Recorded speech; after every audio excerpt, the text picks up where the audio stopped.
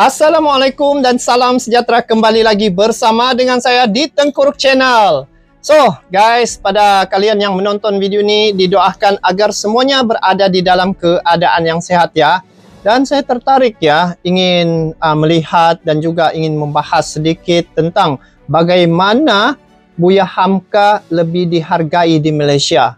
Dan sebenarnya Buya Hamka ini adalah salah satu tokoh ya yang saya sendiri amat kagumi ya. Dan ini merupakan salah satu yang menjadi rujukan juga. Dan sememangnya Buya Hamka memang sangat terkenal di Malaysia. Dan itulah yang saya katakan, sebenarnya kita Malaysia dan Indonesia ini tidak jauh guys ya. Dia seperti adik dan kakak. Bila melihat situasi sekarang ini cukup tegang ya di media sosial, seolah-olah Malaysia dan Indonesia ini akan berperang lah. Malaysia dan Indonesia ini adalah musuh begitu. Tetapi sebenarnya apabila kita melihat dari sejarah, Malaysia dan Indonesia suatu masa dahulu ada satu perjanjian ya, yaitu perjanjian Mapalendo. Kalau tidak silap, untuk usaha bergabungnya Malaysia, Indonesia dan Filipina kalau saya tidak silap. Tetapi oleh kerana ya ada campur tangan daripada pihak luar, pihak asing ya, mereka sangat takut sekiranya ada gabungan seumpama ini. Dan suatu ketika dulu kita ni namanya Nusantara. Jadi Nusantara tidak ada sempadan guys. Orang Malaysia datang ke Indonesia, orang Indonesia datang ke Malaysia tanpa menggunakan dokumen. Sebab kita ni ibaratnya satu negeri, yaitu Nusantara. Tetapi bila dilihat ya sejarah yang dulu, mungkin Eropah melihat ini menjadi satu kuasa yang bakal akan menggugat mereka. Jadi itulah adanya campur tangan daripada mereka melalui penjajahan. Dan akhirnya kita terpecah menjadi negara-negara yang berbeda. Sehingga hari ini bila datang ke Indonesia perlu menggunakan dokumen, mempunyai sekatan-sekatan, mempunyai tempo tertentu. Padahal suatu ketika dulu saat Malaysia menghadapi musibah ya, contohnya peperangan begitu, orang Indonesia yang datang ya. Masa itu belum lagi disebut Indonesia, dia satu Nusantara.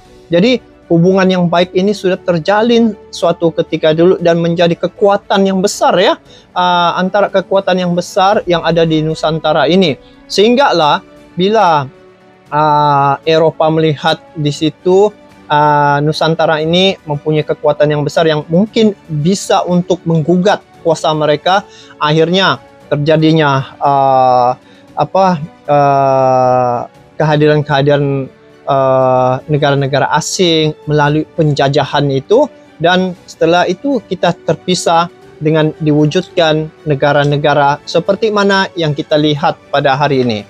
Jadi kita dengar di sini bagaimana begitu tingginya ya ulama ataupun tokoh agama yang ada dari Indonesia yang sangat dikagumi oleh rakyat Malaysia. Langsung kita nonton klip video ini. Jom. Saya baru tahu, saya berapa tahun yang lalu ke Malaysia, masuk. Saya kan di mana-mana, setiap kali saya berkunjung ke kota manapun, saya masuk ke toko buku. Kuala Lumpur ada satu section besar khusus karya-karyanya Buya Hamka. Saya bilang gila, ini luar biasa. Lebih saya pikir, nih sorry ya, penghargaan orang Malaysia terhadap Buya itu lebih besar daripada kita. Sangat mungkin. Karena kemarin waktu kita lagi launching trailer ya, itu beberapa media dari Malaysia itu nanyanya memang benar-benar sangat detail. Bahkan pertanyaannya jauh lebih detail dibanding kita, kan? Media sekarang gitu. Terus mereka bilang karena di Malaysia itu ada satu Hamka Center yang khusus untuk studi pelajaran buku-buku karya-karya Hamka gitu. Dan bahkan turis-turis yang datang dari Malaysia itu banyak justru mau ke rumahnya Hamka, ke museum ya. Gitu. Sementara kita yang satu negara biasa aja itu. Mungkin mereka lebih dekat kali. Gue ngerinya itu nanti Buya Hamka diakuin orang Malaysia, orangnya dia. Tidak akan jadilah kalau mengklaim ini. Sebab ya kita tahu di mana bumi dipijak, di situ langit dijunjung. Peribahasanya seumpama itulah. Nah, jadi intinya di sini guys, apabila orang Indonesia sendiri mengakui ya, melihat bagaimana begitu tingginya kekaguman ya, hormat orang Malaysia terhadap tokoh-tokoh dari Indonesia yang menjadi satu rujukan ya terhadap orang-orang Malaysia, sebab banyak pedoman, banyak perkara-perkara yang menjadi satu rujukan daripada kalimat-kalimat yang Buya Hamka wariskan sehingga ke hari ini. Nah, begitu juga tokoh-tokoh ulama yang lain ya.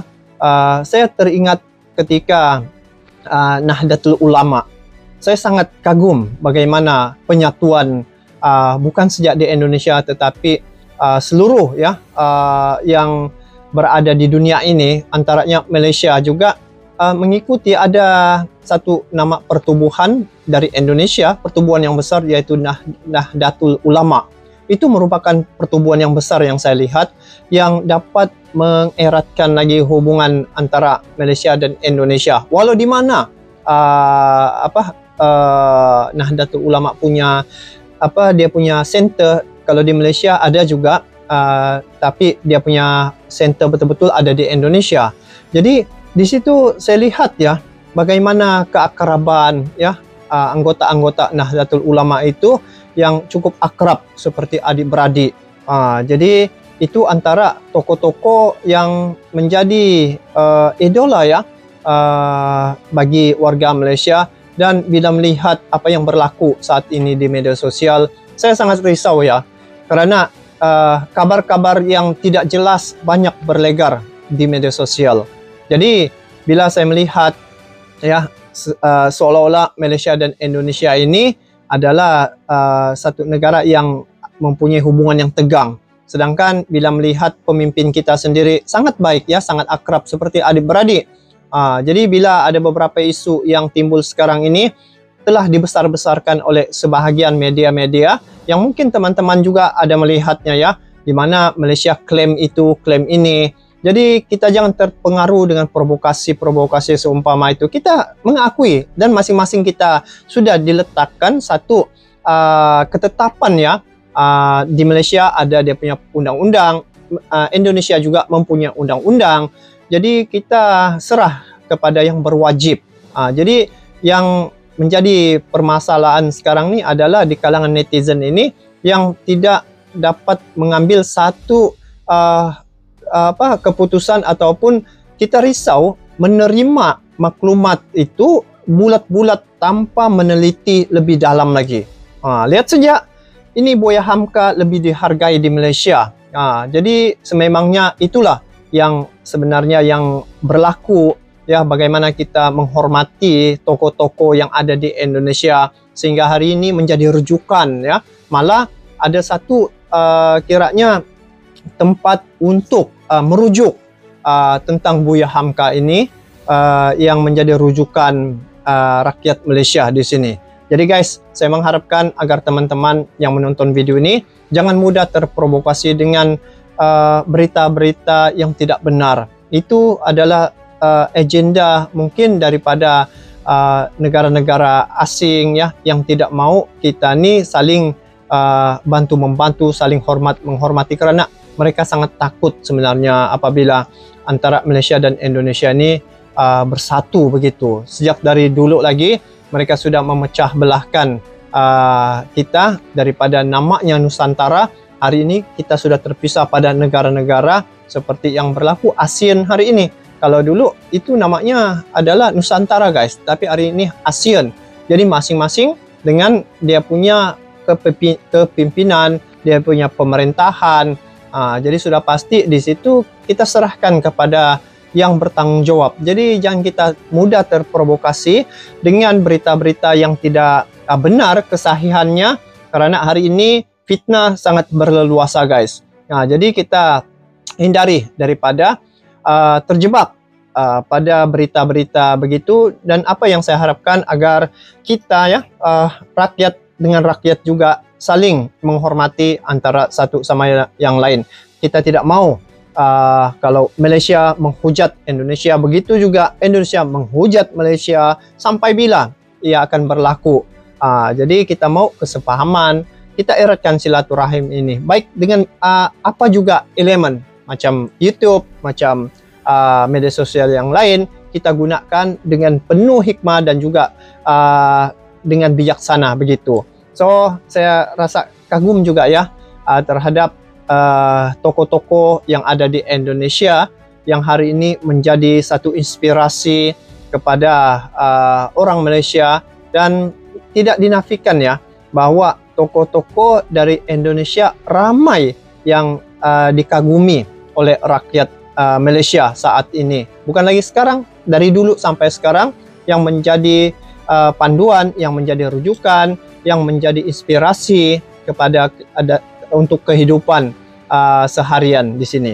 Jadi guys, apapun, apa yang penting, kita harapkan Malaysia dan Indonesia akan kekal tetap akrab selama-lamanya, dan sehinggalah hubungan kita ini terjaga, terjamin, dan juga tanpa unsur-unsur yang boleh meretakkan hubungan antara kedua negara, Malaysia dan Indonesia khususnya. Eratkan silaturahim, persahabatan selamanya, dan kita harus waspada dengan fitnah-fitnah yang berlaku, yang berleluasa pada hari ini, yang ada berlegar-legar di media sosial. Sampai jumpa lagi. Assalamualaikum warahmatullahi wabarakatuh.